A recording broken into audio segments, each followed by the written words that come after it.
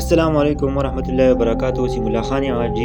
په دې سیټ به تاسو ته دا ویډیو ښکاري. دا یو کس دی چې د شرط د وجې نه شرط یې لګولی و، د هغه د وجې نه ټرین لاندې پروت دی او هغه ټرین چې دی نو په هغه کې په اخره کې یوه اوسپنه هغه راکښته شوې او د هلک یې شنه دی ډېر زیات زخمي کړی دی او ډېر په بېدردۍ باندې ووژلی شو، ځکه چې ډېر شرط لګولی و د خپل ملګري سره چې زه به د ټرین لاندې څملم، و لیکن شرط دا دی چې ته ماله 15 لکه روپۍ راکړې. لیکن دا د ټرین لاندې سملاستو، لیکن دا ښه بس اخرنۍ زګۍ چې کله دی اخرنۍ ډبې ته چې ورسېد د ټرین هېڅ دی کې په هغه کې یوه اوسپنه راکښته شوې وه. هغه اوسپنې دا وواهه او ډېر زیات یې خراب کړو، ډېر په بېدردۍ باندې ووژلی شو. او دا ویډیو د نورو ملګرو سره شیر کړئ.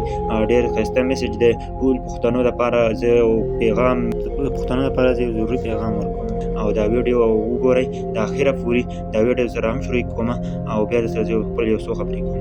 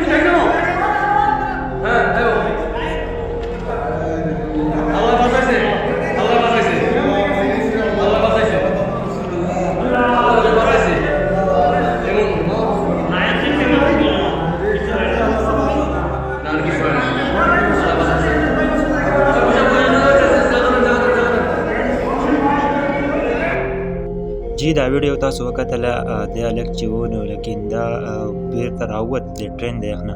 لیکن زمونږ د ویډیو مقصد دا دی چې شرط مه لګوئ، شرط حرام دی.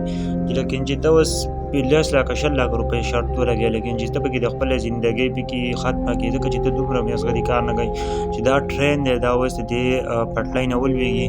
تا خو کې یا پکې رښتیا یو اوسپنې او تا خو کې نو بیا به څه کېده او تاسو راځئ او بیا هم داسې شرطونه لګوئ چې هغه باندې تاسو مرګ ته رسئ، تاسو ژوند دله ختمئ. بیا هم سټوډنټان یې او تاسو بیا داسې چل کوئ. موږ ټولو پښتنو ته دا یو درخواست دی چې شرطونه مه لګوئ، شرط حرام دی. دا خودکشي کول دی چې دا اوس مړ کړی و چې خودکشي وه. نه په دې دنیا کې خو هسې هم لګیا نشته، که د هر کوم ځای کې دی، که د انډیا دی او که د پاکستان دی، لیکن زندګي خو هسې هم ختمه که مسلمان وی جو هم داسې لاړ، ځکه چې دې خودکشي کړې وه، ځکه چې خودکشي په اسلام کې حرامه ده او داسې کار نه یې پکار چې د پیسو دپاره خپل ژوند په داو کې مه لګوئ. جی ویډیو اوږده کومه نه، بس تاسو نه اجازت غواړم بلکې دې څیزونو ډېر زیات خیال وساتئ او دا ویډیو د نورو ملګرو سره شیر کړئ چې هغه خلکو ته ورسي چې هغه شرطونه ږدي او د شرطونو د وجې نه هغوی ژوند بیا څه کېږي په خطره کېږي.